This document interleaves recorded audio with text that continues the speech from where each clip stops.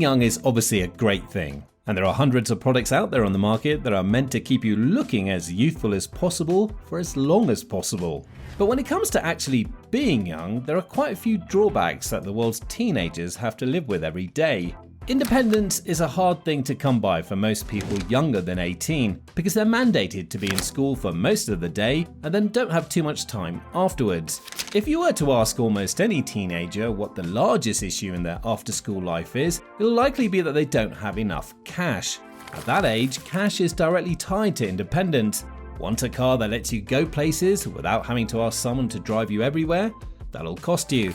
Want to travel somewhere to see the world or go to a concert or really go anywhere in the modern age?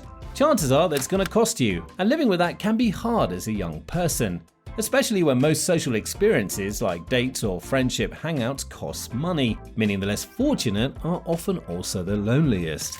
Today, we're going to discuss a couple of jobs that are available to people under the age of 18. They might not be suitable for everybody, but if you're strapped for cash or need something quick, these could seriously help you out. We'll start at the lower earning end of the bracket and work our way up to the heavier stuff, but any job you can get at that age is generally going to help out a ton. Online work. It's no secret that in the modern world, a huge portion of work for pay is going to happen online. Because of this, there are actually a huge number of low-paying but widely accessible opportunities for people who aren't picky about what they want to do. These generally come in the form of answering questions, filling in surveys, or reviewing products. Basically, low-skilled labor that doesn't require any actual training or technological skill, but just requires a large number of people to participate in order to increase their sample size. Now, there's a blog by a young British person who reported on using an app called iPoll. Although this isn't accessible everywhere in the world, there are similar apps in every country under the sun. You'll just have to do a bit of research on which ones will work for you. Using this app, he was asked to go shopping and purchase products to review, where he would upload the receipt to show that he did actually go out to purchase the items. The rewards for doing this weren't massive in the slightest, and his reported earnings were only about $130 in a few months. But if you're someone that goes along with your parents to go grocery shopping anyway, just ask for the receipt at the end of it for a chance to make a little extra cash. There are also several online websites that pay for short reviews and surveys, which you can find easily by just Googling around a little bit. You'll need to exercise caution though, because a lot of these kind of sites prey on the younger minds of teenagers who are desperate for work. Don't get scammed just because something sounds too good to be true. If you like to use a bit more of your skill rather than performing random surveys and reviews, then Fiverr may be the place for you. More and more young people are finding great success on the app and others like it because it allows them to set up a personalized profile that showcases their specific skill set. A big one is for artists. People commission pieces of art all the time on Fiverr, and depending on how high your quality is and how much you charge, it can be fairly consistent work once you've built up a profile. Artwork isn't the only thing that does well, however. Writing services, consultation, coding, musicians, and several other skill sets have a large demand on Fiverr, which might fall in line with one of your passions. If none of those sound right, doing voiceovers for audio scenes that fall within your age and vocal range can actually be quite lucrative, as many audiobooks and podcasts want things recorded in the way they would actually sound coming from a certain character. Now, if you're particularly well versed in a school subject, there are also various tutoring websites as well as offline opportunities for helping out other students who aren't as gifted in that subject. Tutoring has historically been a good way for teens to make money, but with the capability to do it online, it's now easier and more accessible than ever. The wage can also be quite good, especially if you find one of the children of wealthier parents that would pay anything to get their kids good grades. Speaking from experience, they can pay incredibly well. Past that, there's also the massive industry that is content creation.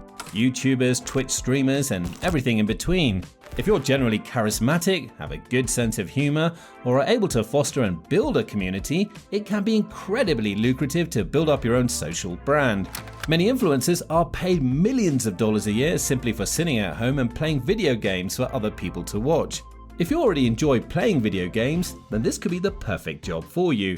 Don't make this your only goal, however, because of how attractive it sounds. Millions of people every year attempt to start streaming, only to end up with 0 viewers for weeks or months on end. It takes a lot of dedication and plenty of dumb luck, but if it's something you're passionate about, then go for it. Offline work. Although the online space is incredibly lucrative and has revolutionized income for teens, there are still plenty of traditional real-life jobs that need doing, and now more than ever. With people going back into the office after the COVID-19 pandemic, many of them got dogs that now need somebody to walk them while their owners are at work.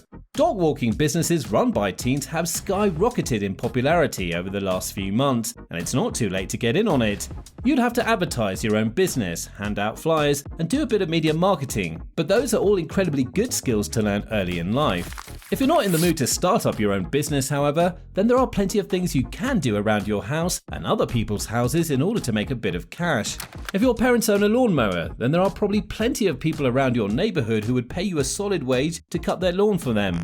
You can also set up your own car wash so that people can bring over their vehicles and pay you to make them spick and span. And considering the tech savviness of most teens these days, it can generally be pretty easy to get the word out on social channels. It's not like the old days where door-to-door conversation was necessary. You can start working chores from the comfort of your own home. And speaking of, if your parents are willing to chip in a bit of money into an allowance for doing your chores, that can be an incredible way to make a bit of money while also learning the labor needed to keep a house clean and shiny. During the fall and winter times, when the leaves and snow fall respectively depending on the season, there are plenty of older people unable to do this kind of physically demanding work. Many of them are happy to hire younger teens to take care of it for them, and sometimes even provide a little something extra like cookies or sweets.